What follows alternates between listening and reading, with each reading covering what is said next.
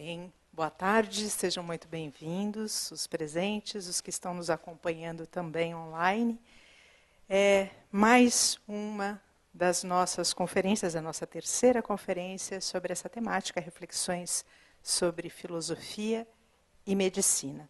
Na nossa temática de hoje nós vamos falar sobre escuta, observação, interpretação de dados, nos tempos de tecnologias, redes sociais, Big Data e pensando um pouquinho como que o nosso repertório nos permite conhecer, o que nós conseguimos conhecer com o repertório que temos.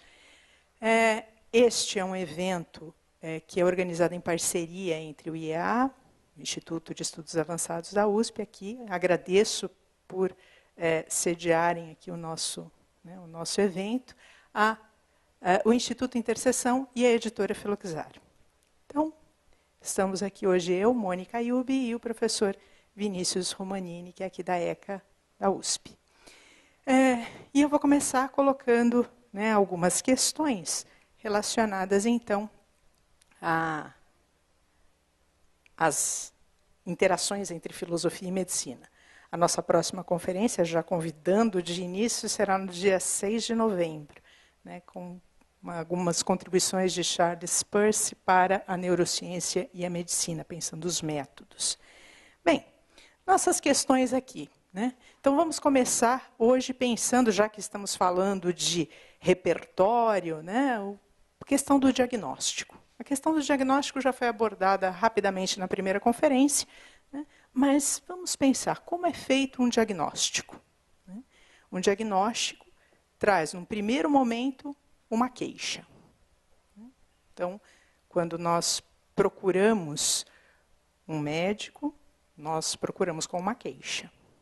Essa queixa, ela é aquilo que é chamado de sintoma, aquilo que será descrito pela pessoa.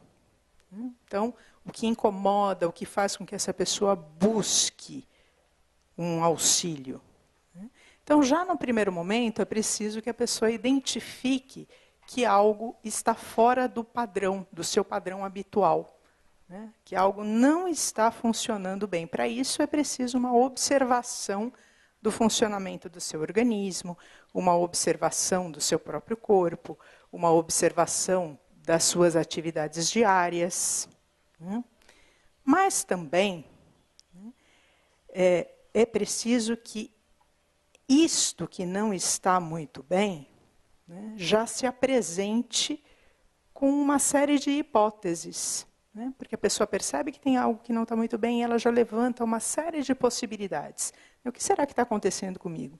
Então, hoje é bastante comum que a primeira coisa que a pessoa vai fazer é procurar na internet, vai lá no Google e digita lá os seus sintomas e já levanta hipóteses de diagnóstico a partir disto.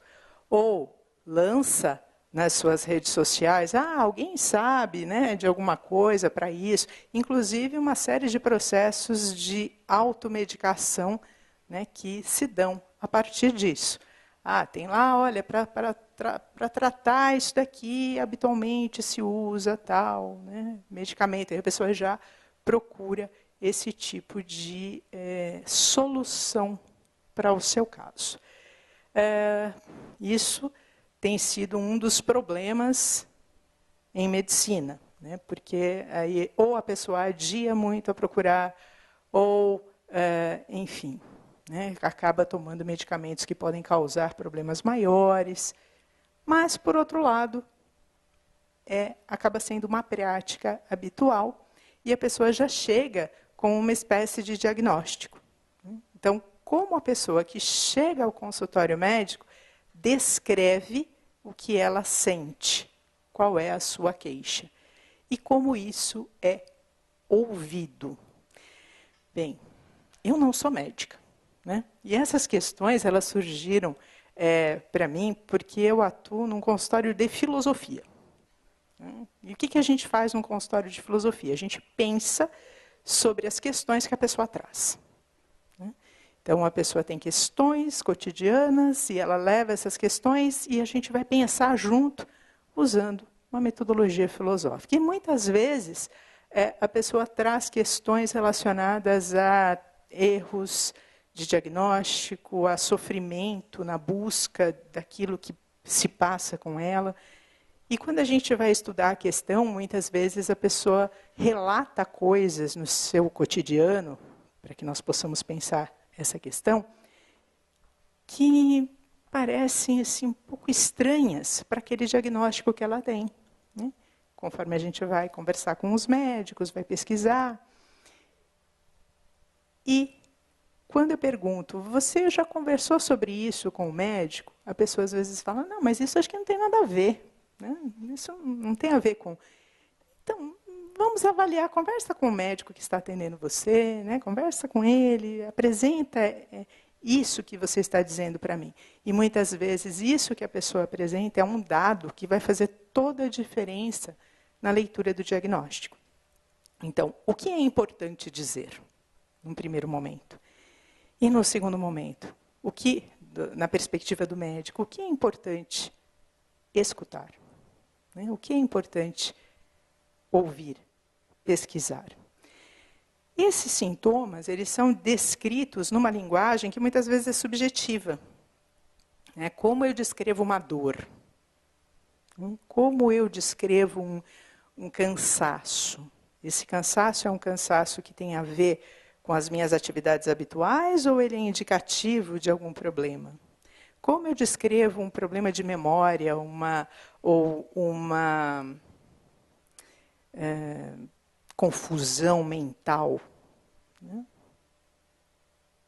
Será que é possível o outro que está ouvindo compreender exatamente aquilo que eu estou tentando descrever?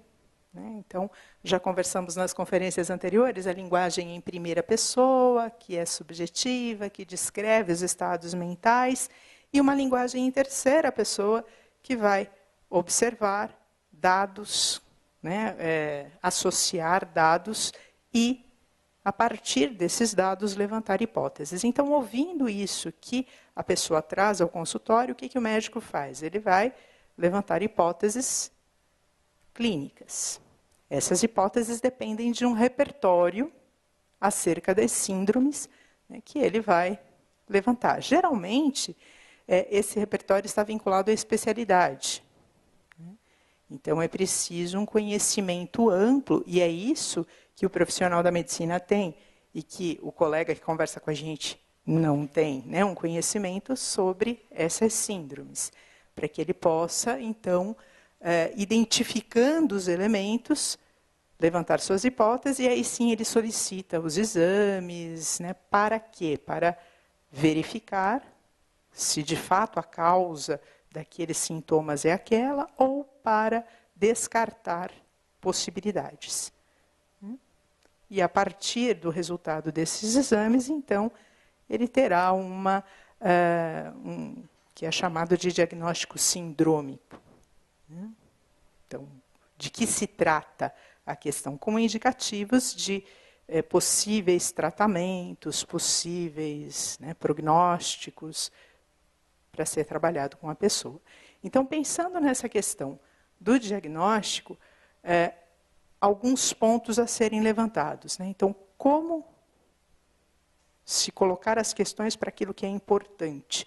Então, a pessoa traz a queixa, como ouvir com mais detalhes, como coletar esses dados e, principalmente, interpretar estes dados. Depois, como correlacioná-los com essas várias síndromes. E aí, a pesquisa que eu desenvolvi, ela vai ser fundamentada no pensamento do Charles Sanders Peirce.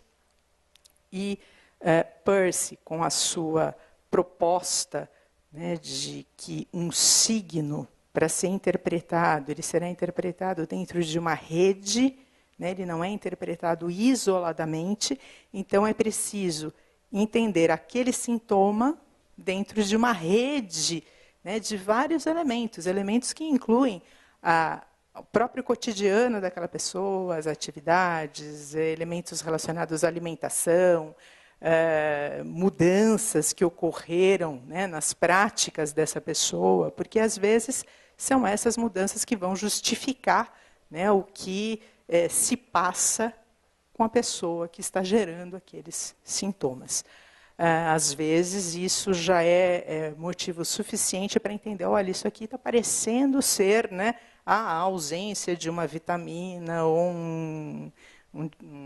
uma disfunção hormonal ou algum outro tipo de problema.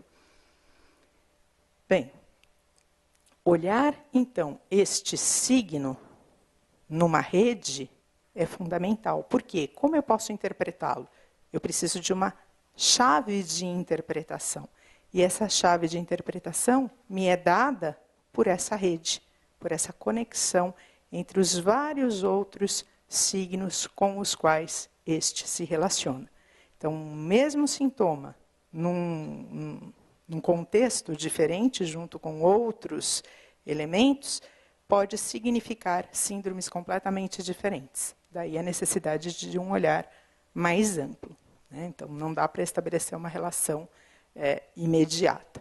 Depois, como isto precisa ser interpretado, né, eu preciso associar vários dados para essa interpretação, então é preciso considerar tanto os aspectos de uma descrição subjetiva, o que a pessoa está sentindo, como o que está acontecendo com o organismo dela, né, as forças que estão aí interagindo, né? Então, a questão de um exame clínico é fundamental, né? Coisa que, em alguns contextos, vem sendo deixada de lado, e algumas pessoas, inclusive, acham ruim o exame clínico, quando, na verdade, ele pode trazer muitos indicativos, né? Então, uma observação feita ali, naquele momento, com a pessoa. Dados que, de novo, serão significados dentro desta rede, né? E uma terceira possibilidade, que é a interação entre esse relato da pessoa, os sintomas, os sinais que são observados neste exame clínico, né, e da interação entre esses dois elementos, um terceiro elemento, que seria a mediação entre isso, que nos dá, então, uma série de hipóteses acerca deste diagnóstico. Bem, com essas hipóteses, são feitos os exames, né? E esses exames também precisam ser interpretados. A gente conversou na primeira conferência sobre uma relação entre a medicina clínica, a medicina que era considerada arte, né, e a medicina ciência, a medicina laboratorial, né? E na história da medicina, o que seria essa medicina como ciência? Seria algo complementar a esta arte médica, né? Essa medicina que vai, então, fazer todo um exame clínico, e esses exames laboratoriais seriam complementares.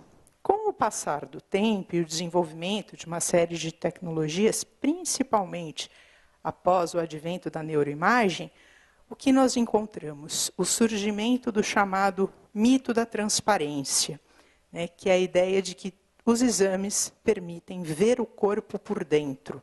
E, ao ver o corpo por dentro, o resultado do exame pode dizer, de modo muito mais objetivo, aquilo que se passa com a pessoa do que o olhar do profissional, que é um ser humano com um olhar subjetivo e, portanto, pode errar.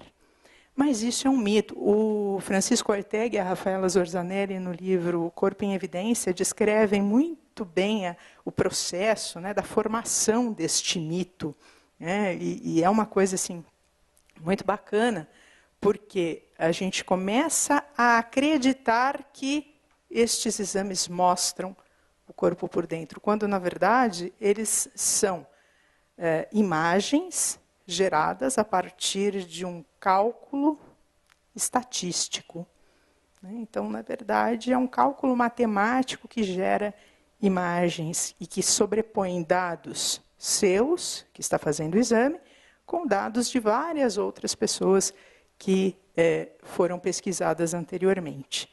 Então, você não tem uma fotografia, por exemplo, do seu cérebro, mas você tem uma imagem gerada a partir desses dados estatísticos. Então, esse olhar ele é bem interessante, porque ainda que a gente pudesse ver em tempo real, né, o que está acontecendo lá dentro, ainda assim nós teríamos que interpretar. Porque o que significa, né, por exemplo, quando você olha um cérebro, e há algumas discussões muito interessantes em filosofia da mente, né? O Thomas Nagel coloca que você pode abrir o crânio, olhar para aquele cérebro, mas você não vai ver o que está acontecendo ali, né, naquele cérebro. E aí ele brinca, o sujeito pode estar comendo chocolate, você pode lamber o cérebro, você não vai sentir o gosto do chocolate. Né? Então, não são dados tão objetivos quanto nós consideramos ser. Então, acho que isso é uma discussão bastante interessante. E o que é preciso, então? É preciso estabelecer essa relação entre esses dados que são pesquisados, que são muito importantes, obviamente, né, com aqueles dados que também são observados pelo médico e aqueles dados que são descritos pelo paciente, para evitar problemas, né, vários que nós encontramos de, olha, eu me sinto mal, mas, então, você não tem nada. Está tudo bem com você e como não há explicações, a gente acaba parando de pesquisar. Bons profissionais vão continuar pesquisando e muitas vezes vão encontrar elementos aí, né, bem relevantes para o caso. Então, olhar para esses dados em rede e ter um repertório bastante amplo é muito importante. E por que eu estou trazendo a questão do repertório? Porque tem uma questão que a gente já levantou na primeira conferência também, e que o professor Saldiva e a Liana colocaram de uma forma bastante contundente, que é a formação em medicina. E uma formação que, às vezes, é muito especializada. E, justamente por ser tão especializada, o repertório vai ficando restrito àquela área de especialização. Então, como fazer para ampliar este repertório? Se a gente puxar essa questão não só para a medicina, mas para a educação de uma forma mais ampla, muitas vezes a gente questiona, para que eu vou estudar isto, se a minha área, né, é uma área muito específica e eu não vou usar esses elementos. Né?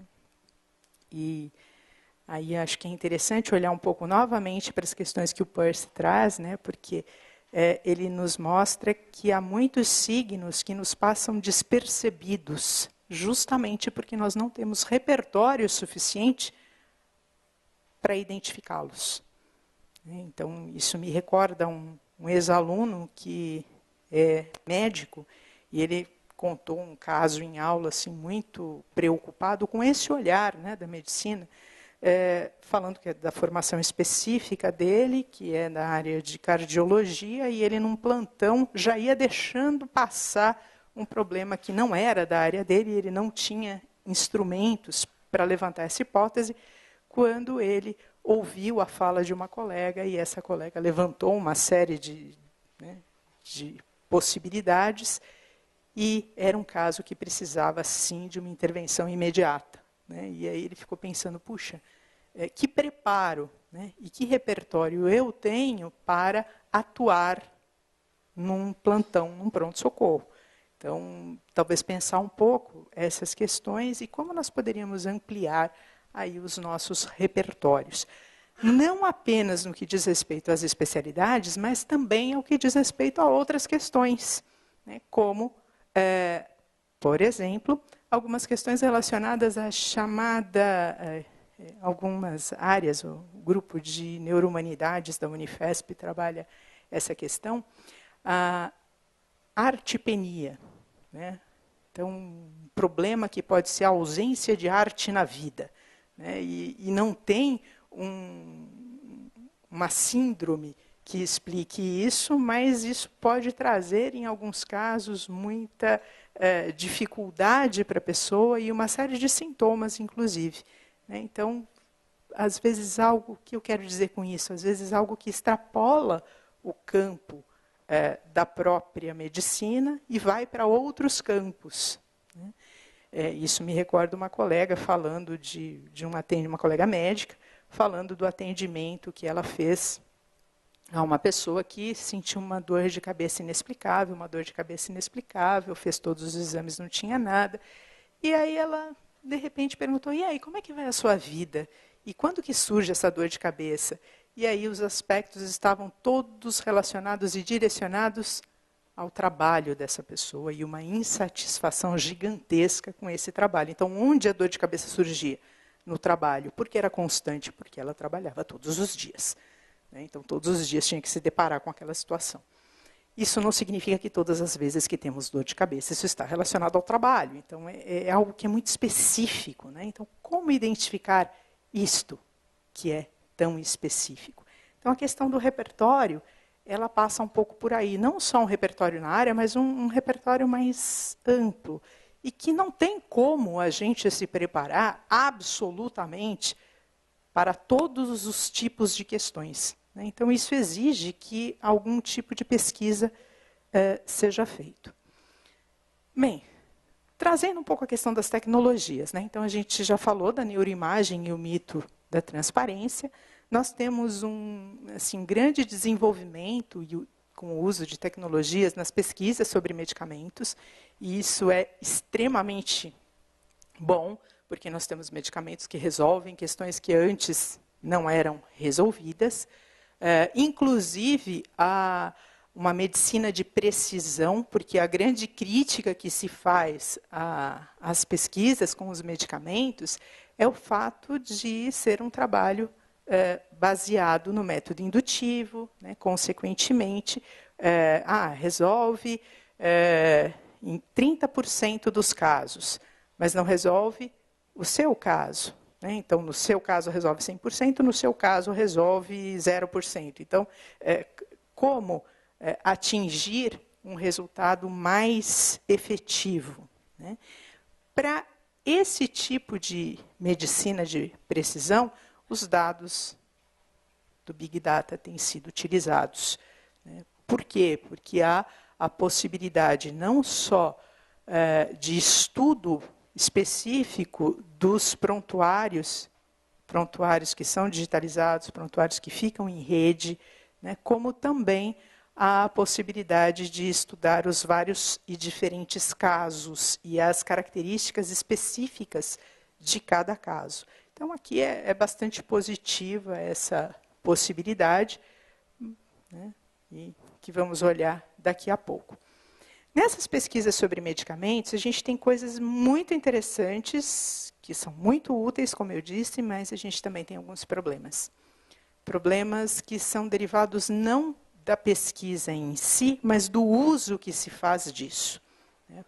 A pesquisa é sempre algo interessante e ela geralmente surge como algo para resolver um determinado problema.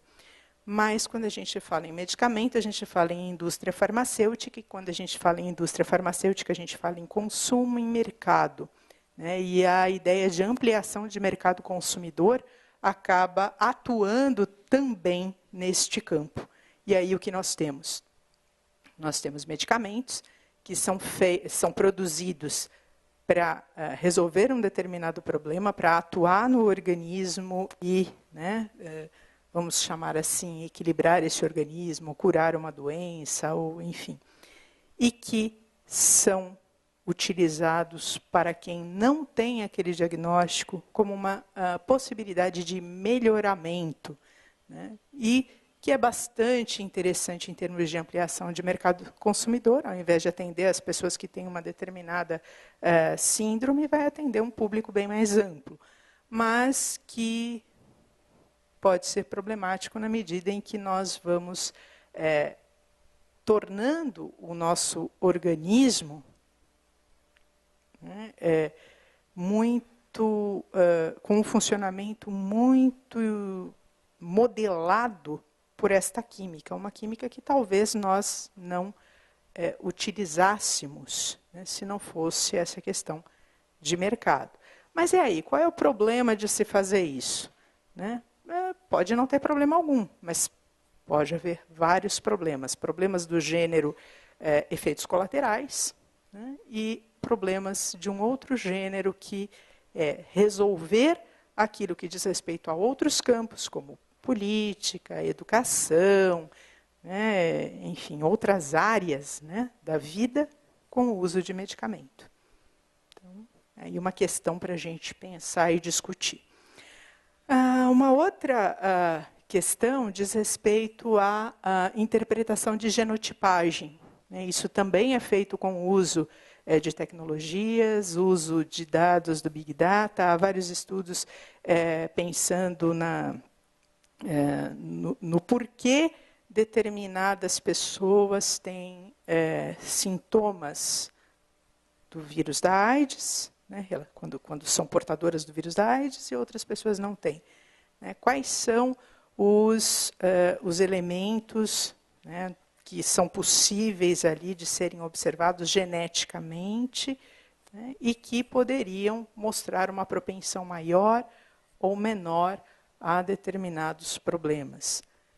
Depois, controle de custos.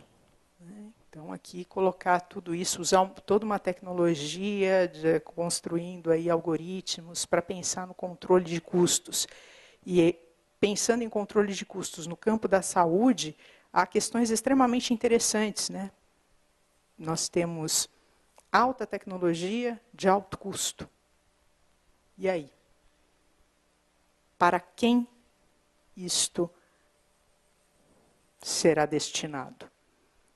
Como escolher, como definir, né, para onde esses recursos vão? O que, na verdade, vai trazer questões de políticas públicas. E pensando em questões de políticas públicas, essa tecnologia também é utilizada para indicativos para políticas públicas. Então, o interessante é que essa tecnologia é utilizada, de um lado, Big Data, né, para medicina de precisão. Então, o que a gente tem aí? Um grande número de dados, tão grande que vai fazer com que a nossa metodologia precise ser modificada. Metodologia de análise. No caso da medicina de precisão, é o acesso a esses dados de prontuários, né, é o acesso, mais do que isso, a alguns elementos que dizem respeito às especificidades de cada pessoa, que, se a gente pensar em prontuários digitalizados e interconectados, esses prontuários vão trazer todo um histórico daquela pessoa. Então, fica muito mais fácil identificar padrões, né, daquela pessoa especificamente. Não é preciso que a pessoa conte toda a história, ela está lá, né, já naquele prontuário. Isso é considerado também como um elemento que vai propiciar uma maior humanização na saúde. Por quê? Ao invés de olhar para aquele paciente como uma pessoa que vai ser observada a partir de critérios generalizados, né? Então eu vou pegar aquilo que serve para o todo e aplicar ao específico, mas eu cheguei àquilo que serve para o todo a partir do método indutivo. E a partir do método indutivo, a conclusão que eu tenho é uma conclusão provável. Então, ela provavelmente se aplica, mas pode ser que não se aplique. E aí, eu tendo mais dados sobre aquela pessoa em especial, fica mais fácil, né, discernir. Olha, aqui a gente usa esse tratamento, ou a gente não usa esse tratamento, porque nesse histórico aqui já tem um padrão que mostra que ele não vai funcionar, que há outras formas mais interessantes. Então, estabelecer protocolos mais específicos para cada pessoa. E uma aposta também na internet das coisas, ou seja, aquela história de uma internet que tem conectado as coisas que você tem na sua casa. Né? A televisão, a geladeira, o chão, né, enfim, várias possibilidades. Então, aí, a aposta nisso, de conectar esses elementos a um atendimento em saúde, e esse atendimento mais personalizado poder identificar, por exemplo, quando alguém cai, né? Por exemplo, um idoso, e esse idoso caiu, então, se há um sensor no chão, é possível identificar isso, e aí alguém já vai lá para verificar se está tudo bem, e se for o caso, socorrer. Né? Ou a pessoa chegar em casa e, dependendo da temperatura corporal dela, já se identificar, né, qual a temperatura adequada da água que sairá da geladeira. Né? Ou a temperatura adequada do chuveiro, para evitar uma série de problemas. Então, pensando em algo dessa natureza, né, esses são os pontos que são apontados nas possíveis contribuições aí dessa tecnologia para a medicina. E, no que diz respeito especificamente às redes sociais, o uso que se faz, né, dessas redes sociais, primeiro, para coleta de dados. Então, aqui pensando na questão das políticas públicas, já existe um pessoal das Ciências da Informação da Universidade Federal de Minas, tem uma pesquisa sobre o uso de Facebook para identificar epidemias, né? Como que a partir da observação dessas redes sociais, olha, tem muitos casos na região tal, então pode haver uma epidemia, então é preciso algum tipo de atuação ali naquela região. A mesma coisa no que diz respeito à humanização em saúde, mas vejam aí que interessante, observando dados das redes sociais daquela pessoa, você poderia ter alguns elementos para pensar a humanização em saúde. Atender essa pessoa de modo mais específico. Considerando ainda os dados de redes sociais, a própria participação dos profissionais da saúde em redes sociais. Bem, aí já há alguns estudos sobre o quanto isso pode, dependendo da forma como for utilizado, o quanto pode afetar a saúde dos profissionais, porque uma coisa é você atender as pessoas, outra coisa é você estar conectado ali, né, 24 horas por dia através das redes sociais, dando suporte às pessoas, e não é uma única pessoa que é atendida, são muitas. Né? Há também questões relacionadas às notícias falsas, e como essas notícias muitas vezes vão, de certa maneira, levar a crer que as coisas funcionam de uma determinada maneira. Então, se você... Vamos pensar uma situação assim, você coloca lá nas suas redes sociais uma série de coisas que não são verdadeiras, e o quanto a gente tem lá, se você utilizar tal chá, isso vai servir para resolver tal problema, sem uma base, muitas vezes, sem um estudo acerca daquilo. Então, o que isso pode trazer? Ou notícias falsas nesse sentido. Estou com sintomas tais. E aí várias pessoas estou com sintomas tais, mas isso não é fato. Né? Isso pode ser uma brincadeira, isso pode ser feito propositadamente. Então, como discernir isso? E o quanto essas notícias falsas acabam gerando problemas na saúde e acabam gerando a procura, às vezes até desnecessária, dos serviços de saúde. Uma outra coisa bastante interessante que foi relatada por alguns colegas que são da área médica, é que quando há uma notícia acerca de uma determinada síndrome que estava muito tempo longe, né, que ninguém falava dela, e aí aquilo é noticiado, no dia seguinte chove no pronto-socorro, né, uma série de pessoas com aqueles sintomas. Quando, na verdade, essas pessoas são examinadas. Né, mas também alguns conseguem identificar isso, uma espécie de autossugestão. Né, e o próprio profissional identificando os sintomas, né, quando nem sempre eles estão ali presentes. Aí, quando vai examinar melhor, não era isso.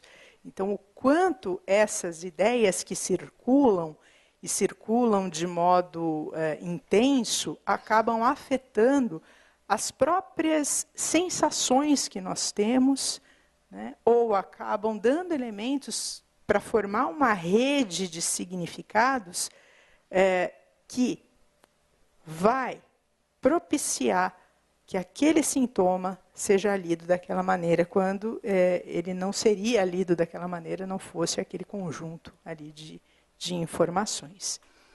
E uma outra questão que surge, que é uma questão bastante séria e uma das principais questões dentro disso, é a questão da privacidade, né? Porque se a gente pensar num extremo, imaginem uma situação de uma internet das coisas, né? Ou seja, os objetos na sua casa funcionando de modo conectado com pessoas que estão cuidando da sua saúde, e isso, né, gerando uma série de dados daquilo que você consome, daquilo que você faz cotidianamente. De um lado, pode ser muito interessante para observar hábitos, mas, por outro lado, a gente tem um controle muito grande, né? Agora, imaginem essa coleta de dados, por exemplo, relacionada a prontuários interconectados com as compras de produtos, de medicamentos, né, e o quanto isso pode gerar aí problemas, né? Então, a pessoa, por exemplo, vai ao médico, tem lá um prontuário. Se esse prontuário estiver conectado com vários outros elementos, a possibilidade de determinadas empresas oferecerem produtos relacionados a... né? Então, como fica a questão da privacidade aí? Tanto aquilo que eu quero colocar como dado, como aquilo que eu quero ter acesso em termos de dados, né? Como ficam as escolhas? Bem, olhando para isso dentro do contexto aqui da sequência de conferências, na primeira nós estávamos pensando aí a questão, né, desses contextos nos quais nós vivemos e o quanto esses contextos interferem na nossa saúde. Na segunda, a gente olhou para a questão da causação mental, né? Então, como os nossos estados físicos interferem nos estados mentais e vice-versa, né? E a gente discutiu isso sobre estas perspectivas. E agora, trazendo um pouco essa questão da significação de dados, né? Dos dados coletados, dos dados apresentados. Então, como se dá este processo? Num primeiro momento, o processo de escuta, ele precisa ser um processo que busque significar a partir daquilo que a pessoa está trazendo e da forma dela expressar. Para isso, é preciso traçar um conjunto de pressupostos comuns e até pressupostos linguísticos, né? Que tipo de linguagem está sendo utilizada e como essa linguagem é significada. Será que a gente dá conta disso pensando em elementos como redes sociais? Porque uma coisa é quando eu digo algo para você e outra coisa é quando eu coloco algo lá. Qual é a linguagem que eu utilizo? Que eu não estou colocando para você, né? Então, como esses dados podem ser lidos? Na primeira conferência, a gente falou um pouquinho sobre um programa criado para identificar a depressão, né? E esse programa faz o diagnóstico de depressão a partir de fotos do Instagram, né? Então, pela cor, pela saturação da foto, pelo tipo de imagem, né? E os pesquisadores apontam que há um acerto em torno aí de 95%, né, dos casos, inclusive possibilitando a prevenção, né? Mas 95% dos casos comparados aos acertos dos diagnósticos médicos. Enfim, são várias questões que estão aí, e a pergunta é: o que o nosso repertório permite conhecer diante de todas essas possibilidades? Então, eu paro por aqui neste momento e vou passar para o Vinícius prosseguir, falando um pouquinho aí sobre essas questões a partir de uma outra perspectiva. Muito obrigada e voltamos a discutir daqui a pouco. Obrigado, Mônica. Obrigado. Eu vou precisar, então. Bom, eu sou o professor Vinícius Romanini, da Escola de Comunicações e Artes. A minha pesquisa tem sido a relação entre semiótica e comunicação. Sou atualmente presidente da Sociedade Brasileira de Ciência Cognitiva e a gente vem dentro de uma das linhas da sociedade problematizando a introdução de novas tecnologias, né, e principalmente o advento do Big Data, que me parece ser um fenômeno bastante importante e relevante para a gente pensar a nossa sociedade, e em especial a questão da medicina, da saúde, porque os impactos parecem ser realmente bastante grandes na maneira como a gente vai viver daqui para frente. Eu lembro a vocês, né, que esse tema, a relação entre semiótica, comunicação e medicina, na verdade não é novo.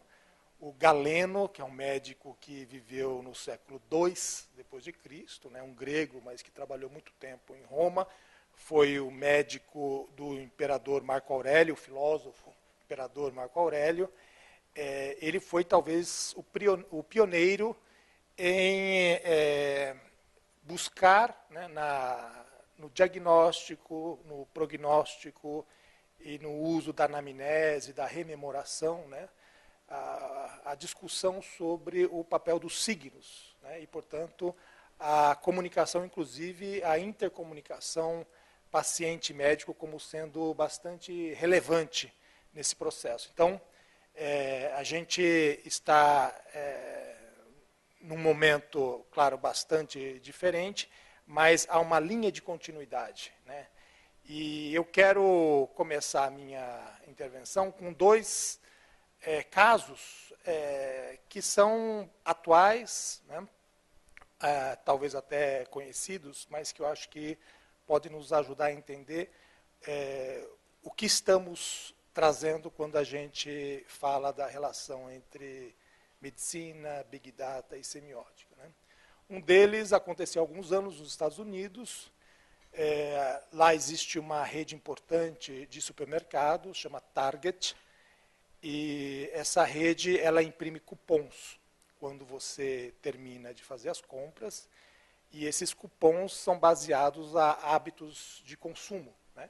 Então, eles sabem qual é o seu hábito de consumo e direcionam a impressão dos cupons na nota fiscal, que depois você pode retornar ali e resgatar esses cupons na forma de descontos, né? Então, um pai ele começou a receber nos cupons vários anúncios e cupons de desconto para fraldas, carrinhos de bebê e coisas ligadas à maternidade, e ele não entendeu o que estava acontecendo. Isso se deu por algumas semanas, até que ele foi ao Target perguntar o que estava acontecendo.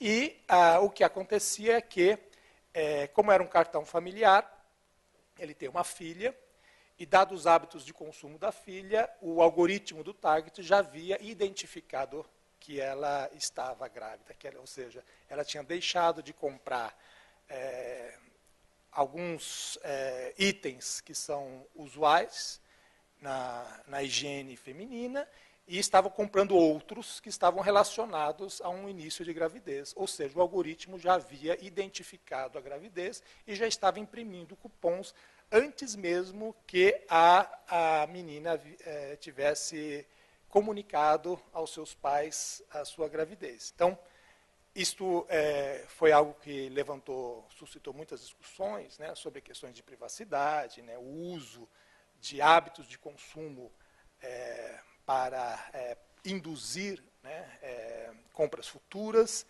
e há toda uma discussão, se a gente for pensar em termos de sintomas de doença, consumo de medicamentos, ou seja, a gente tem aí um universo bastante complicado de questões que se colocam para quem trabalha com política pública, né, de saúde, medicina, comunicação e tudo mais.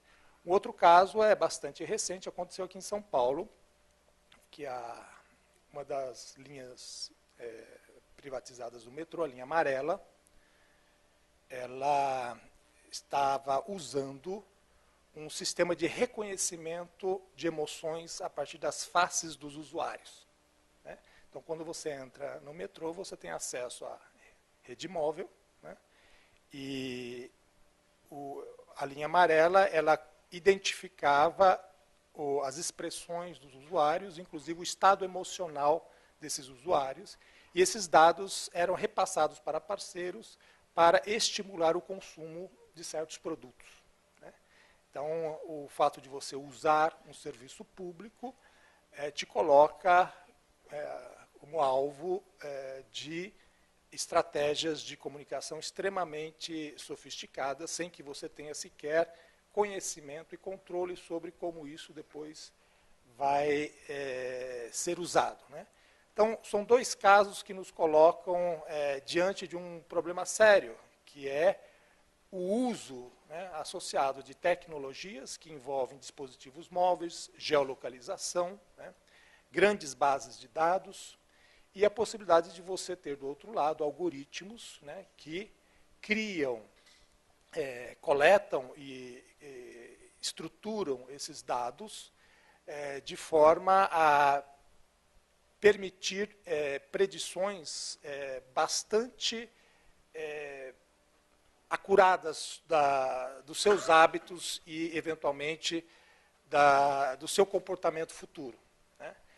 Então, eu acho que, do ponto de vista da semiótica, da comunicação, me interessa entender dois fenômenos associados a esse novo universo. É um universo realmente bastante atual, ainda pouco estudado, e, portanto, nós ainda estamos bastante, eu diria, frágeis em relação às estratégias de produção de políticas públicas para lidar com as consequências desse novo cenário, né? Então, me interessa, neste momento, é o que eu vou trazer para vocês, duas questões que eu acho que merecem um olhar atento neste momento. Uma é a questão da pós-verdade. Então, a gente vem ouvindo esse termo já há alguns anos, né? Em 2016, ele, inclusive, foi escolhido como o novo termo do ano, eu acho que foi no Oxford Dictionary, né? Por conta de alguns fenômenos políticos, sociais recentes, como o Brexit, né, que é a saída do Reino Unido da União Europeia, e a eleição do Donald Trump. Mas esses foram dois grandes fenômenos, mas não são os únicos, né? É um conjunto de fenômenos que está muito ligado à formação da opinião pública, formação das crenças, de hábitos e de disposições para a ação que são assimilados, né, pela população, na medida em que chamados fatos alternativos, né, ou seja, fatos que não são aqueles observados, mas são aqueles produzidos discursivamente para encadear um argumento persuasivo, né? Antes a gente chamava de mentiras, né? Agora são fatos alternativos, ou seja, eles têm, basicamente, eles são colocados hierarquicamente no mesmo nível de notícias apuradas e veiculadas a partir de métodos tradicionais, jornalísticos, empíricos, científicos. Então, esses fatos alternativos e as chamadas fake news, que são vários tipos de notícias, de relatos, de discursos, que eles são produzidos para atingir certos propósitos e não têm lastro na realidade. E ao não ter lastro da realidade, isso se dá de diversas maneiras, né? É um conjunto de diversas características em que uma fake news pode faltar com a verdade, né? Então, essa rápida distribuição de desinformação nas suas diversas facetas, né? E a institucionalização da pós-verdade por autoridades, instituições, governos, né? Ou seja, quando agentes públicos eles assumem que a pós-verdade faz parte do discurso político, né? Então a gente começa a ter, graças à difusão rápida promovida pelas redes sociais, né? Essas novas tecnologias de comunicação, como Instagram, WhatsApp, Facebook, enfim, há um conjunto de ferramentas que são gratuitas e de fácil acesso e que são usadas de forma intensiva, principalmente durante períodos de grande embate ou debate político, social, em torno de certas questões prementes, né? Ou seja, questões que levantam nas pessoas o desejo de engajamento, de participar do debate. É exatamente nesses momentos em que o uso dessas ferramentas se dá de forma muito intensa, né? A gente vê, por exemplo, o Twitter, né? Os trend topics do Twitter, como rapidamente emergem hashtags ou distribuições intensivas de informação / desinformação em relação a certos temas, né? Isto associado ao uso malicioso das ferramentas de Big Data por empresas de marketing, propaganda, política, partidária, eleitoral, ou às vezes simplesmente empresas que estão a serviço de conglomerados, corporações que têm interesses que não são aqueles públicos, né? Ou do bem maior público. São empresas interessadas simplesmente em abocanhar mercado e aumentar a sua lucratividade. Então, o uso do Big Data, desses algoritmos, né, que capturam informação das redes sociais, do seu cartão de crédito, dos seus diversos cartões de consumo em farmácia, supermercado, dos seus posts em redes sociais, e vai criando, então, o que antes, na história da civilização, era impossível, ou seja, de você prever o comportamento de certos grupos, e grupos cada vez menores e descritos em certas tipologias, ou seja, em certas categorias gerais, classes, que são cada vez mais refinados, né? Então você tem uma ontologia, né? Ou seja, uma taxonomia de categorias, e na medida em que o indivíduo vai agindo nas redes sociais, consumindo, e essas informações são coletadas, esse indivíduo ele vai sendo, então, classificado a partir dessa ontologia cada vez mais sutil, detalhada e precisa, ao ponto de quem detém essas informações ter a possibilidade de prever com uma certeza bastante grande, às vezes acima de 90%, qual será a sua atitude, comportamento, ação diante de uma notícia, diante de uma situação, diante de uma informação ou desinformação. E isso eles fazem, inclusive, sabendo que a sua ação muitas vezes se dará de forma não consciente. Ou seja, você vai agir a partir daquele estímulo, daquela informação, sem ter passado por um processo de reflexão crítica sobre as consequências da sua ação. Então, é uma ação muitas vezes motivada por uma carga emocional e, portanto, as fake news, a desinformação, elas enfatizam muito elementos emocionais fortes, principalmente elementos de rejeição, de ódio, né? Então o discurso do ódio é bastante presente, né?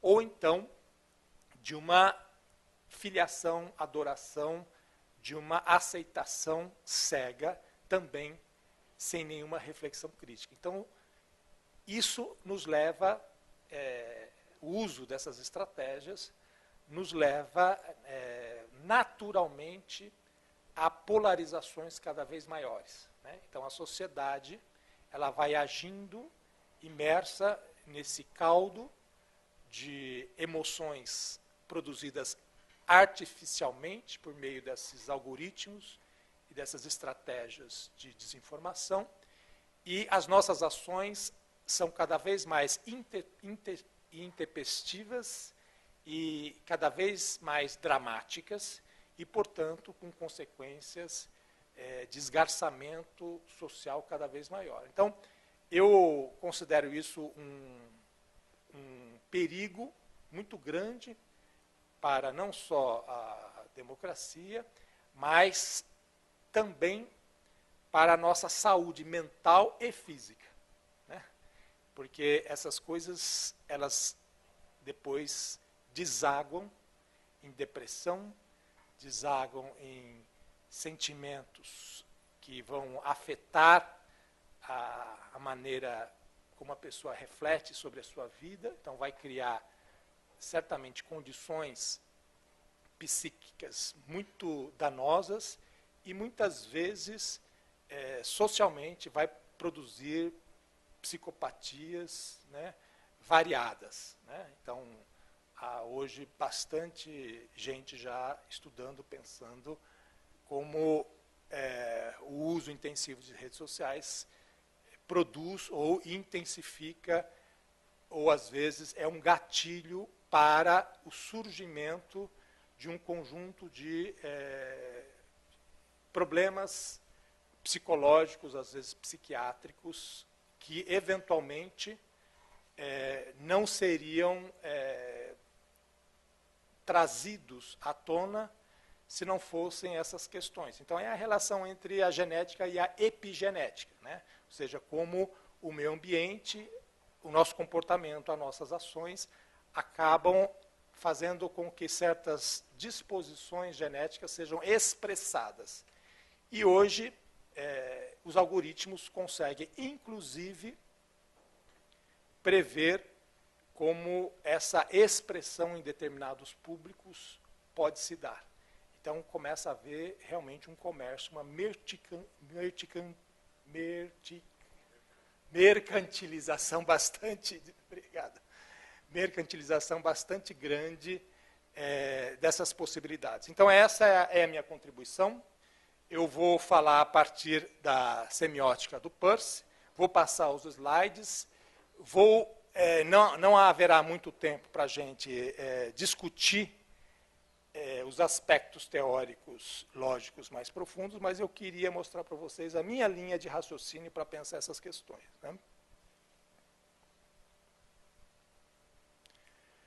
Então, o esquema geral que eu estou trazendo para vocês é que a desinformação produz falsas crenças, que as falsas crenças produzem pós-verdades, pós-verdades produzem a pós-realidade, e a pós-realidade pode ser, no meu entender, a armadilha final para a nossa espécie. Ou seja, o meu conceito de pós-realidade é que, na medida em que nós adotamos a pós-verdade, da maneira como eu a descrevi, o nosso comportamento e a maneira como nós, por meio das nossas ações, moldamos a sociedade, criamos na sociedade as condições para a nossa vida social, isso acaba produzindo o que eu chamo de uma pós-realidade, né?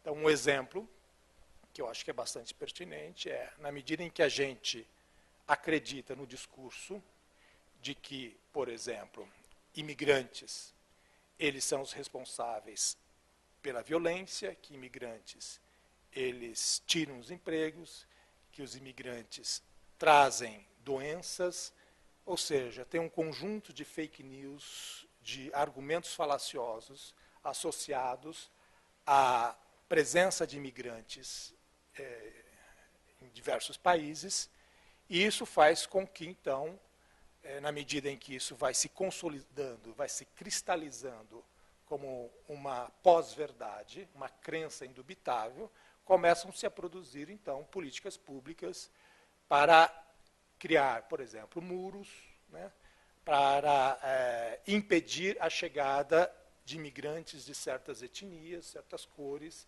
certas proveniências, ou para obrigar os imigrantes a passar por certos processos sanitários que, na verdade, não têm nenhum fundamento, né? Então, obrigá-los a uma quarentena, ou, enfim, isso são coisas que estão acontecendo, né? Isso não é hipótese, são coisas que estão acontecendo. Então, isso vai criando o que eu chamo de uma pós-realidade, nós passarmos a construir políticas públicas e nos organizarmos socialmente em torno de verdades que não são produzidas por um método investigativo confiável, mas são simplesmente verdades ou pós-verdades que são produzidas a partir dessas estratégias de fake news. Então, eu adoto o conceito de desinformação do Floridi, mas eu discuto, né, principalmente a maneira como ele, ao final, define o que é uma informação verdadeira ou falsa, né? Então, para o Floridi, informação são dados, mas são dados bem estruturados, ou seja, são dados que têm uma estrutura sintática. Então, eles respondem a certas normas lógicas, gramaticais, né? Eles são dados que têm um valor semântico, ou seja, são dados que refletem estados de coisas, né? Esse valor semântico, para que seja informação, segundo o Floridi, tem que ser relacionado a certos fatos. Então, não só eles descrevem de forma, dentro de um discurso inteligível, organizado, estados de coisas no mundo, mas estados fatuais, e esses fatos eles podem ser verdadeiros ou falsos. Se forem verdadeiros, é informação; se forem falsos, segundo o Floridi, ou é desinformação, se for, portanto, um discurso factual não verdadeiro, né, de forma intencional, ou misinformation, a gente não tem essa tradução, né, seria são fatos não verdadeiros produzidos de forma não intencional. Ou seja, você não sabe que você está falando algo que não é verdadeiro. Então, você está iludido. Né? Então, é uma ilusão, você distribui aquilo, mas você não está imbuído de um propósito de enganar o outro. Você faz isso de uma forma ingênua. Né? Então, o misinformation é uma informação falsa, ingênua, e o disinformation é uma informação falsa, intencional. O problema que eu trago é que, do ponto de vista da filosofia pragmatista ou da semiótica do Peirce, a questão, nós nunca sabemos se algo é verdadeiro ou falso a priori. Porque se fosse assim, não haveria fake news. Né? Se você pudesse, no momento que uma fake news entra na rede social, ou se você pudesse imediatamente identificá-la, então o problema do fake news não existiria. Mas é exatamente o contrário. Nós não temos, a priori, né, condição de identificar se um relato factual, semântico, é verdadeiro ou falso. Na verdade, a gente pode acreditar ou não acreditar. Ou seja, nós produzimos crenças. Né? Então, Então, a questão que se coloca para mim, né, que estuda do ponto de vista da semiótica, da lógica do Peirce, é como essas crenças são produzidas. Né? Então, é isso que eu quero discutir. Né? Então, a natureza das crenças. Primeiro que as crenças são símbolos. Né? O que é um símbolo? O símbolo é um signo geral. Né? O que é um signo geral? É um signo que representa coisas gerais, ou seja, tipos, classes. Ou classes artificiais, que são classes que nós produzimos, ou classes naturais. Né? Então, uma classe artificial é uma classe de todas as cadeiras. Né? Então, a palavra cadeira é um símbolo. E eu acredito, porque eu tenho um hábito, uma experiência cotidiana com as cadeiras, que toda vez que este símbolo, chamado cadeira, for empregado, ele está, então, representando uma classe de objetos que me permite sentar sobre. Ela pode ser feita de plástico, de madeira, de couro, enfim. As cadeiras têm diversos formatos, diversos materiais, mas o que interessa para o símbolo é que ele representa atributos, características gerais dos objetos. Então, as nossas crenças, elas nunca são sobre coisas individuais. Nós nunca acreditamos coisas que são absolutamente particulares ou específicas. As nossas crenças são sempre sobre conjuntos, tipos, classes. Né? Então, isso é uma coisa importante que a gente vai voltar. As crenças são fundamentadas em hábitos mentais. Né? Então, o fato de eu ter um hábito mental, que é o de me sentar sobre certos objetos que se assemelham, eu tenho a forma geral de uma cadeira, esse hábito mental é que fundamenta a minha compreensão do que é o símbolo cadeira. Então, há uma relação direta entre símbolos e hábitos mentais. As crenças variam com a chance dos eventos, que são dadas pela experiência. Né? O que o Peirce quer dizer com isso? Né? A chance dos eventos eu crio na experiência, né, na medida em que eu tenho sucesso em eventos particulares, eu crio uma crença sobre o conjunto dos eventos experimentados. Então, toda vez que eu vejo uma cadeira, me sento sobre ela e ela sustenta o meu corpo, eu passo a acreditar que eu posso relaxar numa cadeira que ela vai sustentar o meu corpo. Agora, se daqui para frente eu começar a sentar em objetos que eu reputo ser cadeiras e elas desmontarem e eu cair no chão, e se isso se verificar com uma certa frequência, né, isso significa que eu vou ficar, então, receoso de me sentar em objetos que se assemelhem à cadeira. Então, o sucesso ou o fracasso dos hábitos que eu tenho na minha relação com os símbolos é que vai pautar o meu comportamento. Né? Então, toda vez que eu vejo uma cadeira, tento me sentar sobre ela e ela desmonta, isso vai criar em mim uma predisposição em me comportar de forma receosa diante das cadeiras. Então, perceba que eu estou desenhando alguma coisa que tem muito a ver com as estratégias de fake news. De como a gente desarticula hábitos mentais que fazem parte de crenças sociais e começa a inocular ou desconfianças, ou seja, hábitos mentais em que eu passo a desconsiderar ou desconfiar das coisas a partir de reiterada incidência de fake news, de informação, de falsos vídeos, que me fazem, então, a mudar o meu comportamento diante da realidade. As crenças produzem disposições gerais para a ação. Né? Ou seja, eu tenho uma certa predisposição para agir diante de símbolos, que são as crenças, né? E essa predisposição é geral, ou seja, eu nunca me comporto exatamente igual. Eu instancio. Né? Cada vez que eu vejo uma cadeira, eu me sento de acordo com aquela cadeira. Eu não vou me sentar da mesma maneira diante de uma poltrona ou de um banquinho. Né?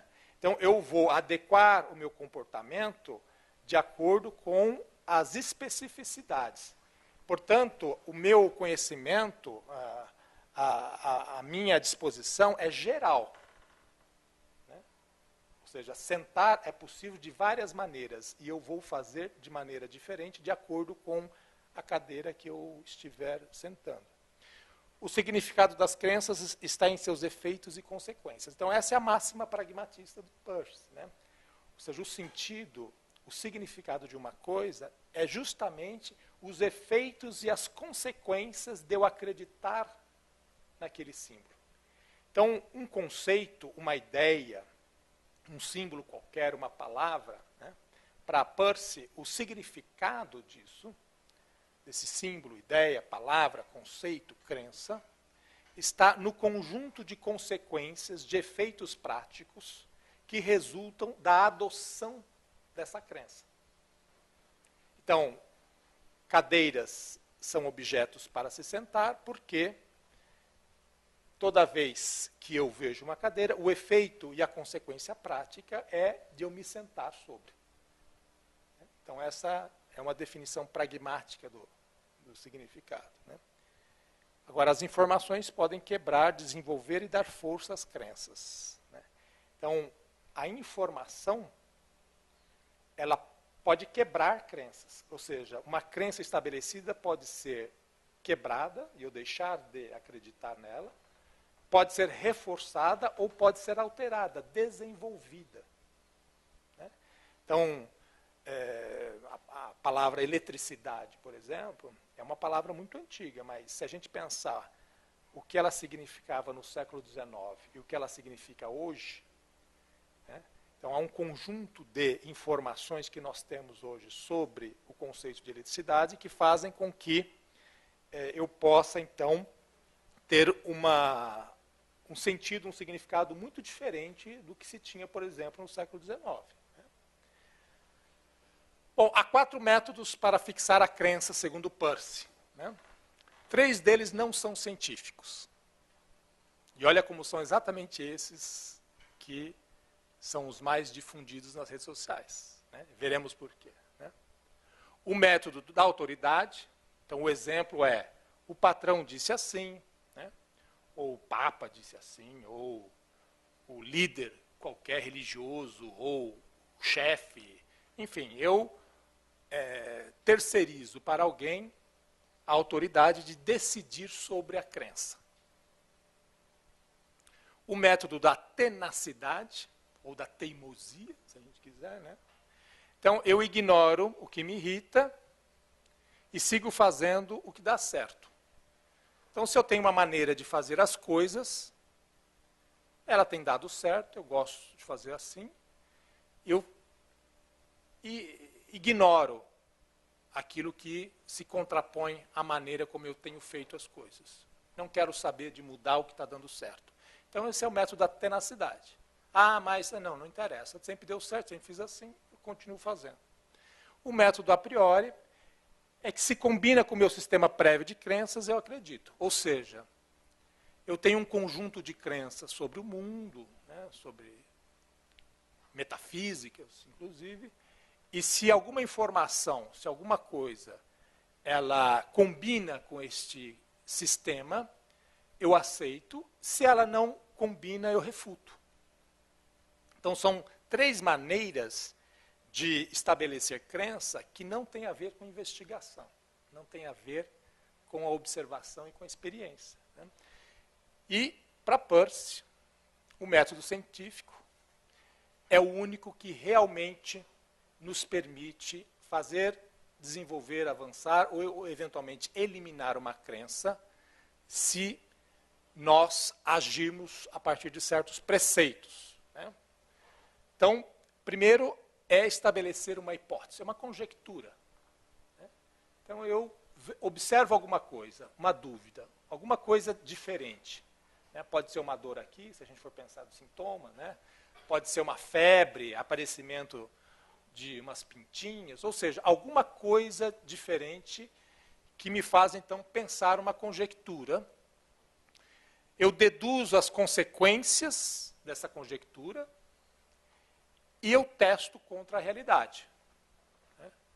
Então, se eu tenho alguns sintomas que me parecem ser uma virose, eu vou deduzir, bom, se for uma virose, vai levar 3, 4 dias, eu vou ficar com náusea, vou vomitar, vou ter diarreia, ter um pouco de febre, mas depois deve passar. Essa é uma dedução que eu faço, né? Depois eu testo contra a realidade. Então, eu crio a expectativa de que, olha, daqui a alguns dias, se for uma virose, isso deve ter passado, né? Se não passar, então eu preciso refazer a conjectura ou eu preciso buscar alguém que me ajude na formulação de uma nova crença. Então, ela começa com experiência, ou seja, é uma dúvida genuína, não é uma dúvida artificial, né? Então, não é uma coisa racional. A gente não está elucubrando, desconectado da realidade. Eu tenho uma dúvida metafísica sobre... Não é isso. É alguma coisa pungente. É alguma coisa que realmente entra no meu campo fenomenológico e eu preciso lidar com aquilo porque ele está ali me irritando. É falível, ou seja, a gente sabe que as hipóteses, as conjecturas, elas não podem ser adotadas de forma apodídica e, portanto, são falíveis. É humilde, ou seja, eu reconheço as minhas limitações. Eu reconheço que eu sozinho não sou capaz de lidar com todas as consequências da adoção daquela crença e, portanto, depende de uma comunidade ideal de investigadores. Envolve as 3 formas de raciocínio, né? A abdução é a produção de hipóteses. A dedução é exatamente a extração das consequências necessárias da adoção da hipótese, e a indução é o teste empírico contra a experiência. Então, perceba que é um encadeamento de 3 formas de raciocínio. A conjectura, né, a extração das consequências necessárias da adoção da conjectura e a terapêutica, o tratamento, ou seja, a ação a partir do que foi deduzido.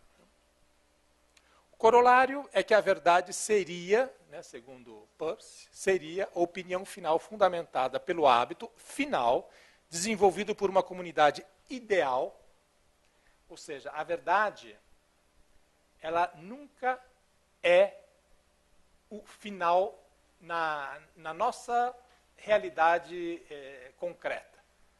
Nós sempre devemos manter aberta a dúvida e a falibilidade. Ou seja, qualquer crença, ela deve ser questionada se a experiência nos obrigar a, por conta de novas informações, a revê-la, né?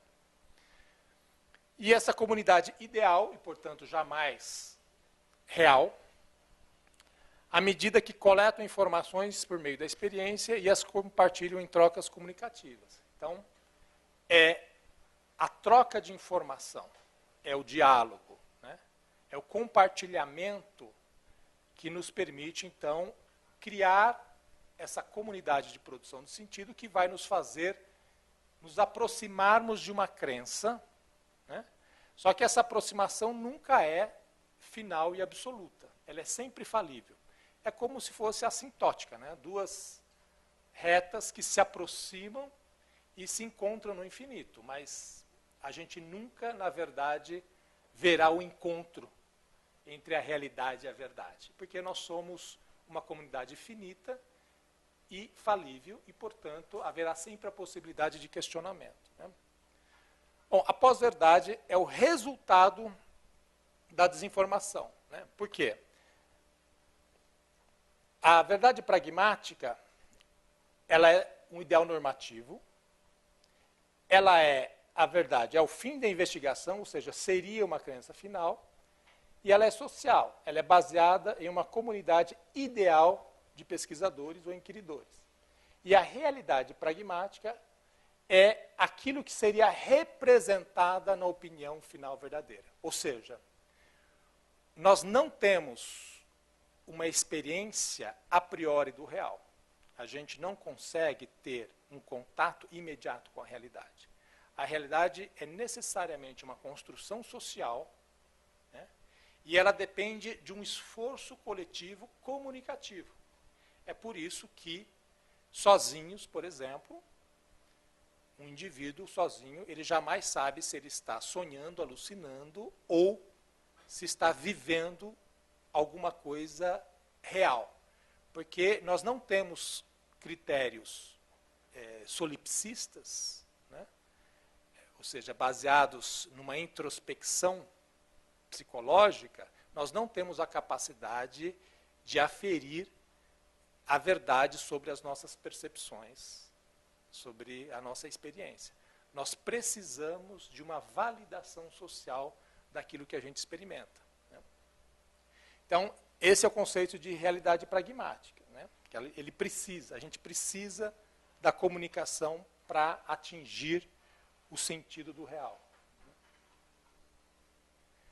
Bom, aí temos a questão atual, né? E se nós reunirmos desinformação em vez de informação através das mídias sociais?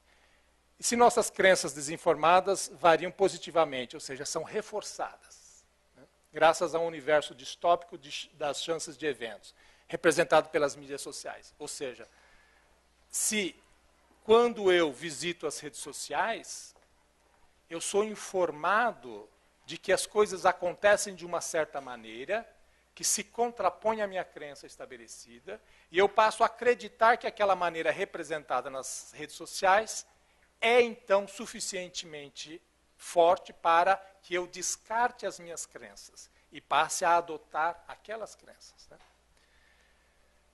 E se métodos de autoridade e tenacidade a priori recebem destaque sobre o científico, ou seja, autoridades falsas, discursos de ódio e garantias persuasivas? É justamente esse universo que a gente está vivendo, né? Então, nós temos falsas autoridades que estão produzindo crenças, discursos, opiniões. Nós temos o discurso do ódio. E nós temos um conjunto de persuasões que não tem a ver mais com a experiência científica, né? Bom, isso faz com que, graças ao efeito das bolhas e do viés de confirmação, né, que a gente acaba adotando quando a gente lida com as crenças, isso faz com que a gente crie esse pós-real, que para mim é o inferno semiótico. Eu chamo de inferno porque é uma armadilha que eu reputo final para a nossa espécie. Eu estava vendo hoje, de manhã, mais um relatório sobre as mudanças climáticas, né? E o que se diz é que nós temos 2 ou 3 anos para começar a implementar políticas agressivas de redução de emissão e controle do aumento das temperaturas.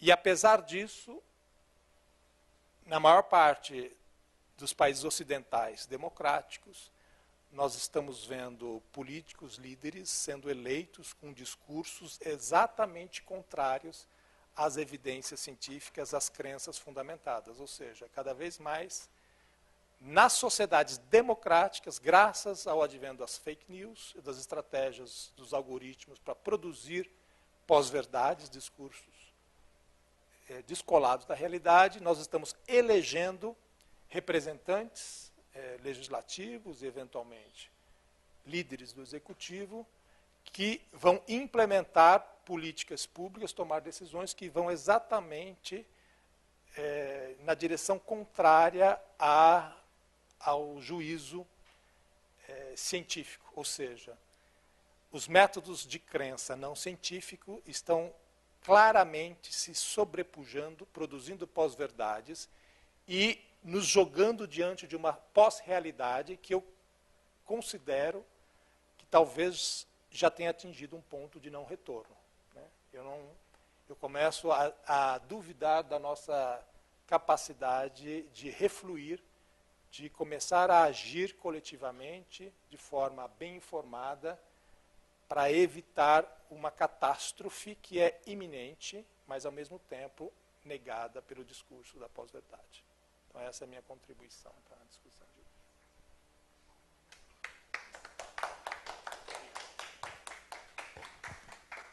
Muito obrigada, Vinícius. Bem, agora nós temos questões Vamos dialogar um pouco com vocês. Fiquem à vontade aí para colocar suas questões, tanto os presentes quanto os que nos acompanham virtualmente.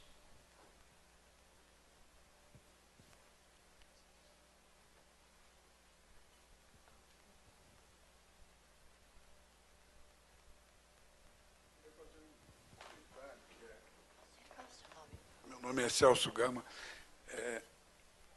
A temática é tão vasta, né, que na sua explanação inicial, cada slide que ia se apresentando, eu ia aqui pensando sobre os temas, né, fazendo um pensamento como médico, olhando o que você veio colocando.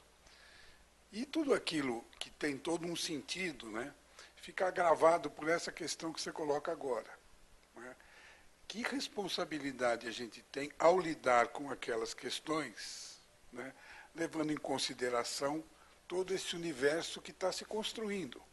E que eu também concordo, eu acho que a gente está num momento em que o retorno é cada vez mais distante. E aí, quando a gente pensa, não na saúde genérica, mas objetivamente na saúde de um povo que é pobre, um povo que é desinformado, né, e que está sendo induzido a pensar de uma maneira,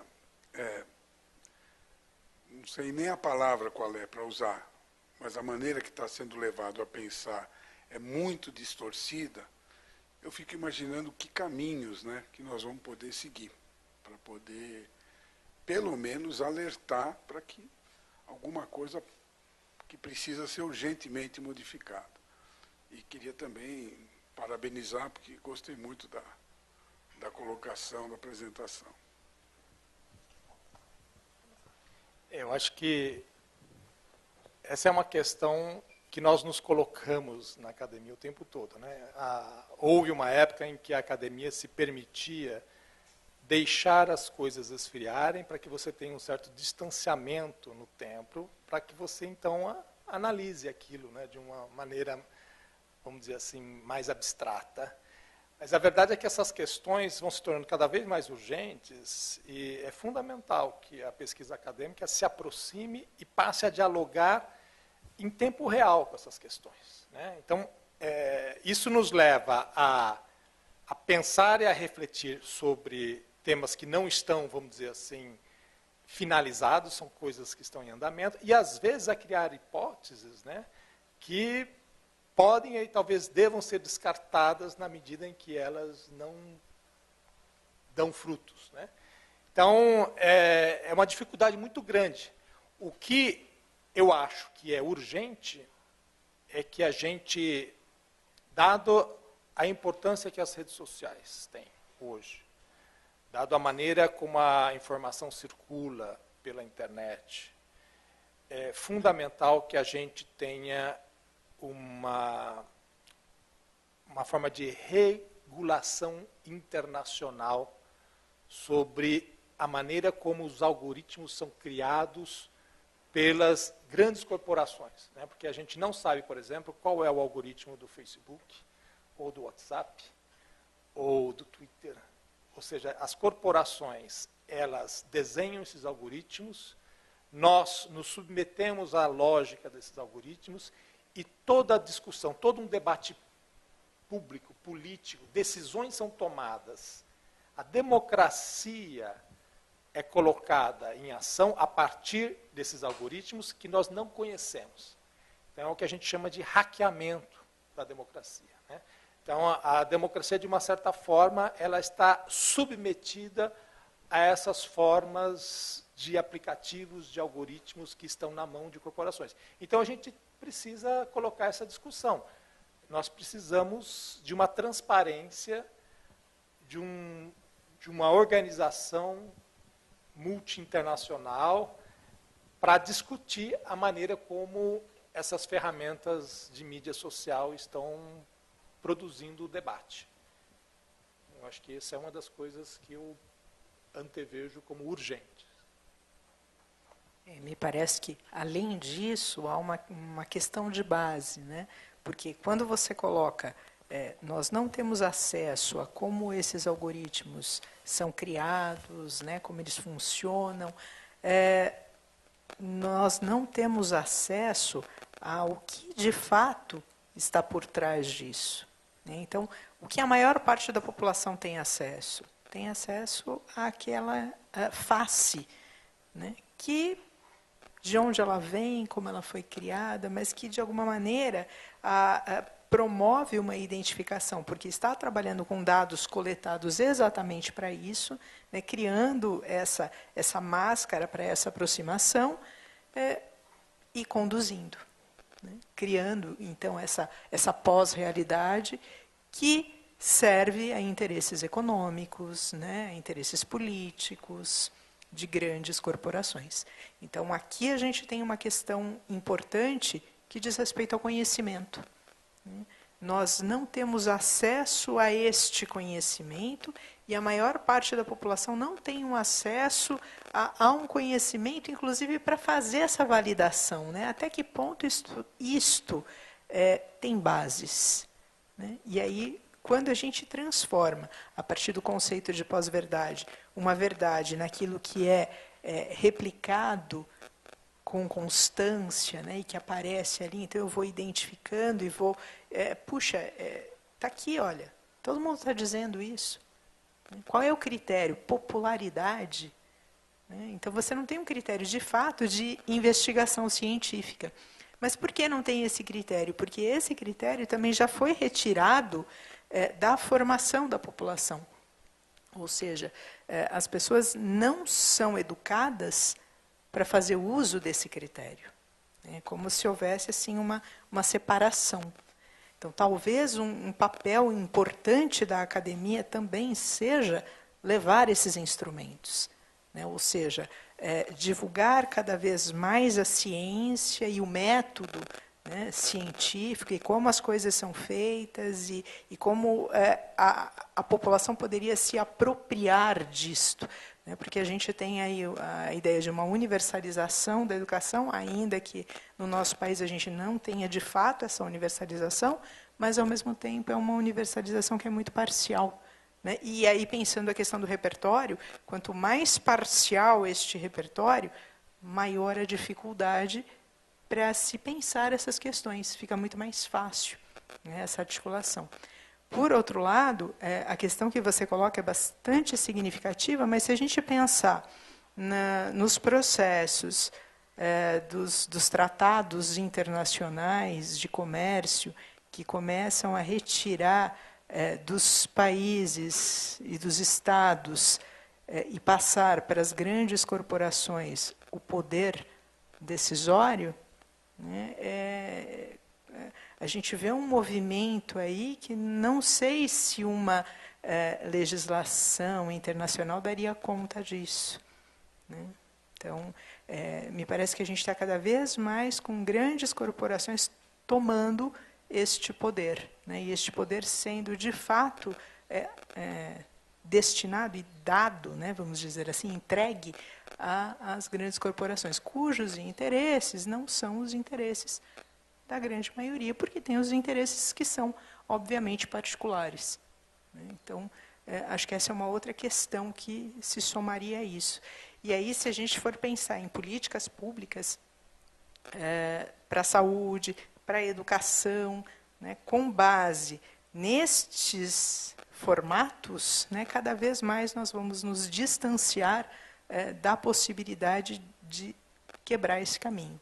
Então, a gente realmente parece estar nesse caminho que vai... Né, eu, particularmente, só vejo como uma possível saída essa difusão assim, intensa de um conhecimento que coloque em questionamento isso. Porque é um instrumento extremamente interessante, né, se ele for utilizado para essa difusão de conhecimento. Mas o que ganha corpo mesmo são essas notícias criadas exatamente para conduzir, né, a população. E a gente vê pessoas que, inclusive, têm uma boa formação, mas que acabam sendo conduzidas da mesma maneira, porque é uma formação muito fragmentada. Enfim. Bem. Sim. Tem mais uma pausa. Boa tarde, meu nome é Silvana. É uma pergunta, na verdade é uma curiosidade para a Mônica, relacionada ao que você chamou de interpretação genética. É isso, né? Interpretação genética? E eu pergunto pelo seguinte, eu estou finalizando o meu doutorado na Faculdade de Saúde Pública, onde eu fiz uma pesquisa com familiares numa comunidade online com temática de doença. Eu fiz essa pesquisa a respeito de uma malformação congênita que pode ter origem genética. Então, uma das questões que eu fiz a esses familiares, ela dizia respeito justamente à investigação genética. E eu percebi, né, um dos resultados que eu observei, é que é um assunto muito pouco abordado entre o profissional de saúde e os familiares, nesse caso específico dessa malformação. E um dos receios que eu imagino que levem a essa falta de tocar no assunto é justamente a interpretação da origem, né? Então, algum receio de associação genética, tal. Então, pensando em termos de diretrizes de políticas públicas, eu queria saber se você conhece, se você já ouviu falar algum protocolo a respeito de algum protocolo de interpretação genética que sirva de orientação para os profissionais de saúde abordarem essa temática com o paciente, né? No caso, são os familiares do paciente, mas com o paciente de um modo geral. Eu não localizei nada, nem parecido, então eu acho que é uma coisa que acaba sendo intuitivo do relacionamento médico-paciente. Mas eu não sei se é viável desenvolver um protocolo nesse sentido, né? Então, queria saber primeiro se você conhece e se você acha viável desenvolver algo nesse sentido, no instrumento. Sim, Silvana, a minha área de atuação é filosofia, então, na verdade, eu não tenho um conhecimento específico sobre esta questão, mas o que eu vi na minha pesquisa é que há o uso do Big Data, né, e desses dados, porque qual é a grande dificuldade desse tipo de pesquisa? Você não pode, a partir do estudo de casos, extrair uma teoria que se aplique de modo amplo. E conforme você vai apresentar isso para uma família ou para um paciente, você corre o risco de gerar uma série de interpretações e problemas maiores. Então, este estudo, ele possibilitaria uma abrangência muito maior para se extrair os resultados, né? Mas eu não vi algo relacionado especificamente a essa questão da interpretação e do como estabelecer um protocolo para isso. Aí não entrei nesses detalhes, mas talvez alguma coisa relacionada aí a esse uso que está nas pesquisas hoje das agências que trabalham com a pesquisa estabelecendo a relação entre medicina e Big Data. Mas não teria muito mais elementos especificamente sobre protocolos, né?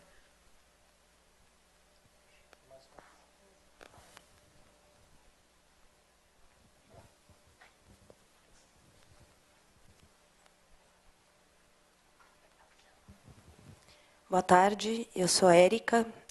Sobre a sua fala aqui no final, fiquei muito arrepiada.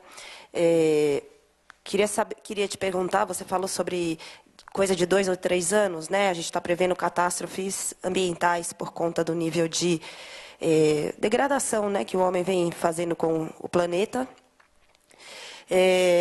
Que tipo de medidas você imagina que a gente possa construir para levar esse conhecimento, acho que compartilhar mais esses conhecimentos, independente de estar ou não na universidade, né?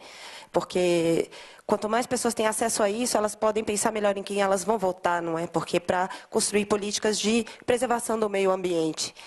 Você imagina que tipos de coisas podem acontecer, se a ciência já tem alguns estudos sobre isso, extinção de espécies, imagino, a nossa espécie, enfim, quais seriam aí as previsões catastróficas, caso, embora, pelo que você está dizendo, a gente está nesse limite de ainda é possível reverter, né? Mas está nos últimos segundos, né? Talvez. Obrigada. Nada. Eu tenho acompanhado aqui na USP o professor Paulo Artacho, por exemplo. Ele integra um time de cientistas internacionais que lida com as questões das mudanças climáticas e os efeitos. E eu tenho acompanhado a pesquisa do professor Artacho e é cada vez mais alarmante. Ou seja, nós realmente estamos próximos ou talvez estejamos no ponto de não retorno. Porque a partir de um certo momento que aumenta a temperatura e há o derretimento de uma certa porção das calotas polares, você começa a colocar em moto um outro sistema climático que vai intensificando os problemas, né? Então, o que a gente pode fazer, do ponto de vista agora da informação, da comunicação? Né? Eu acho que existe uma questão assim terrível, é que o aumento da informação sobre certos temas como esse, que são temas bastante importantes, quando essa informação ela é colocada, disponibilizada para o grande público, né, há uma discussão muito grande na imprensa, nas redes sociais, e as pessoas elas passam a gastar muito tempo e muita energia cognitiva para entender o que está acontecendo. E isso acaba levando à inação. Então, essa é uma disfunção da informação, que esse tema já foi estudado e discutido em meados do século passado, ainda no âmbito da teoria funcionalista, do Merton, do Lazarsfeld, quer dizer, teóricos da comunicação e da informação da teoria funcionalista americana que perceberam que o aumento da informação no público muitas vezes leva à inação, em vez de levar à ação. Porque as pessoas passam a ter acesso a um conjunto de dados, de informações, que é muito complexo e que demanda delas muito tempo para discutir, debater, e acaba ficando nisso. As pessoas deixam de fazer, na verdade, aquilo que é essencial, às vezes, no seu cotidiano, no seu dia a dia, a sua parcela. Né? Então, eu acho que, para além do uso da informação, de fazer circular o alerta, nós precisamos criar, na realidade, na experiência concreta, local das pessoas, né, formas de ação rápida, imediata. E aí tem a ver com uma interiorização do problema. Porque a gente discute muito as questões globais, mas às vezes deixa de olhar para os efeitos locais. Então, eu acho que essa é uma estratégia importante que precisa ser implementada rapidamente, que as políticas públicas sejam adotadas nos municípios, nas subprefeituras, nos bairros, ou seja, as cidades, né, e eu falo das cidades porque a gente está num momento da nossa civilização em que a massa importante de habitantes vive em cidades. Então, eu acho que pensar as cidades é cada vez mais urgente. E o Instituto de Estudos Avançados tem um projeto, que eu acho que está sob a liderança do professor Marcos Buquerige, que é exatamente sobre cidades globais. Tentar pensar como as cidades e os habitantes das cidades podem agir imediatamente sobre essas questões. Então, eu acho que a gente tem que também lidar com a ação, mais do que com a informação.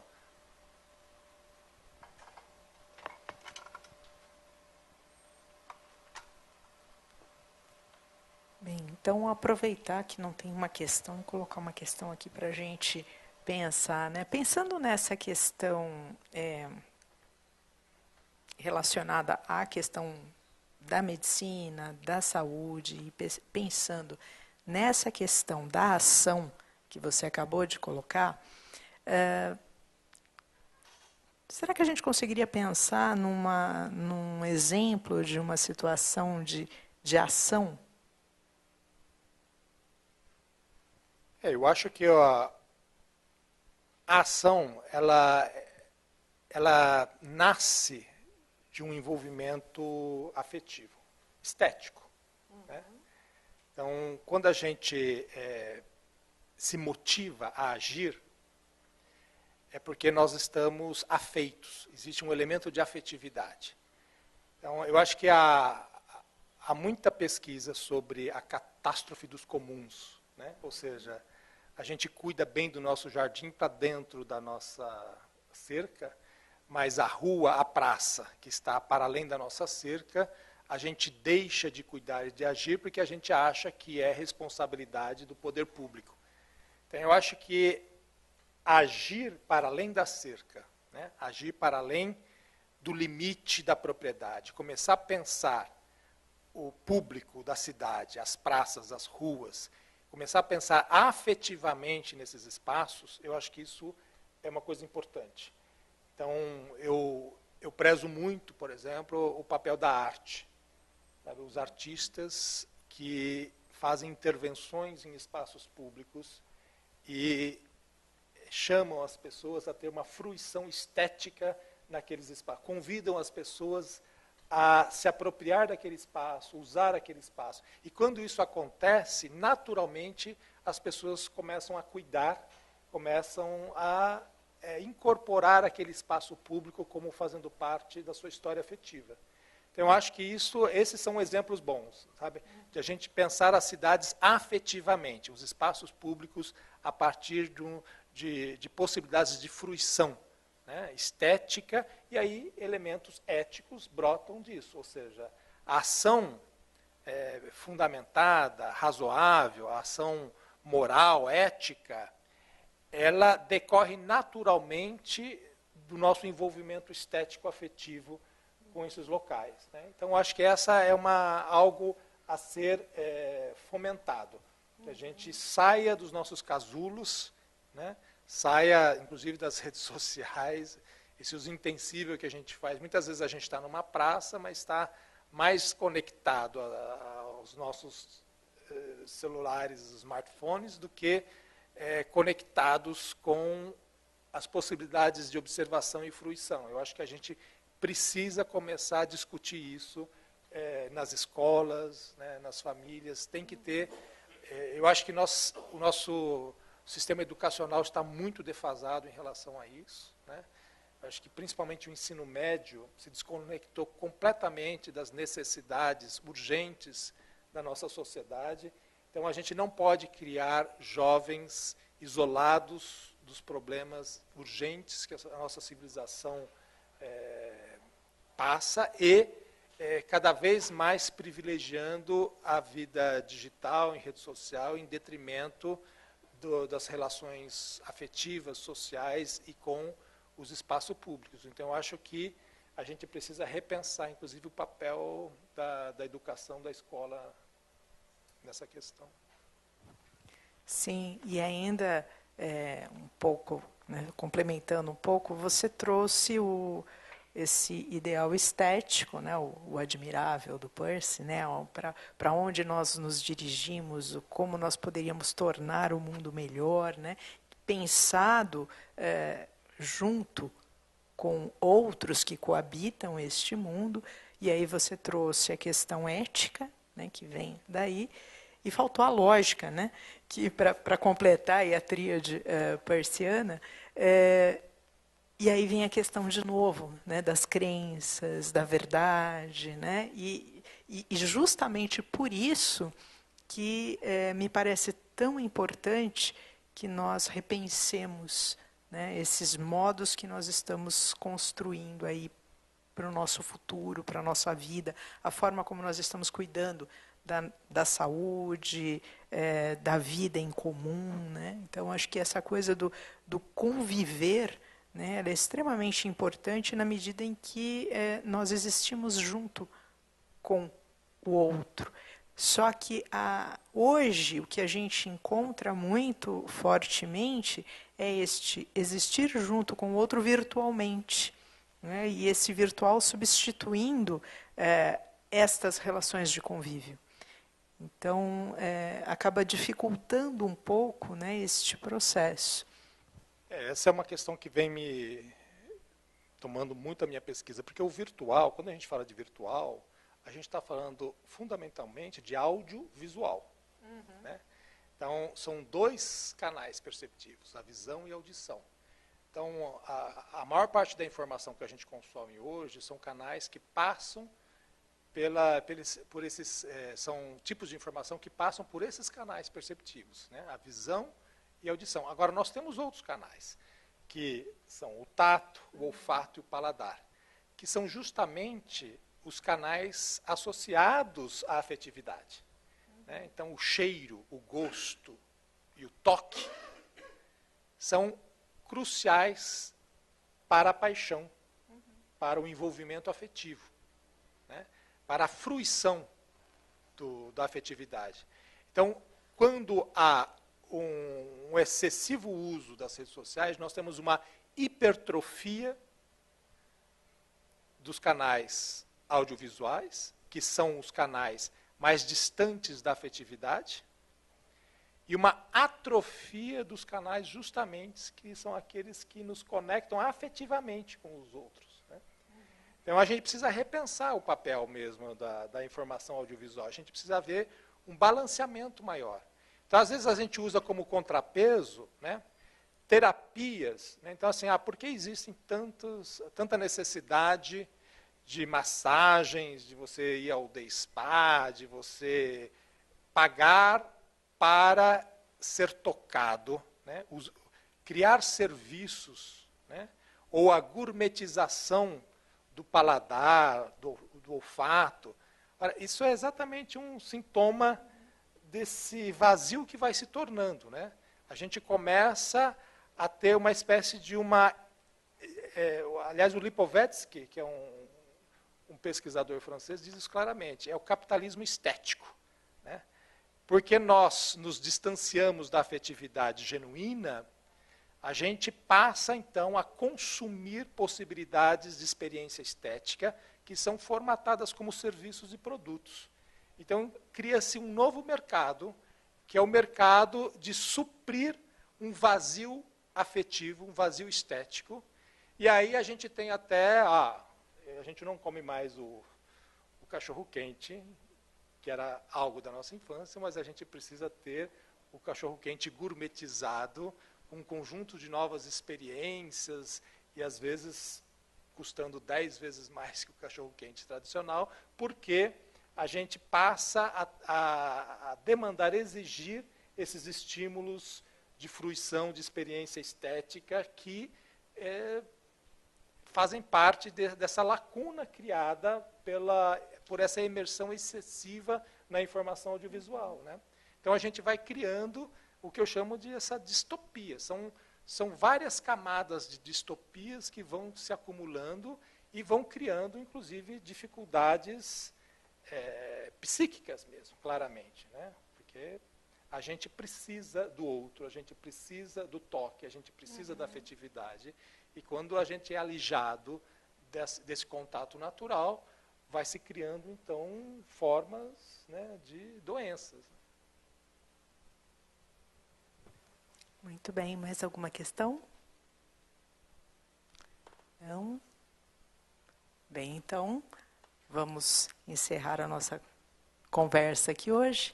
Muito obrigada, Vinícius, muito obrigada pela presença de vocês, pelos que nos acompanharam também.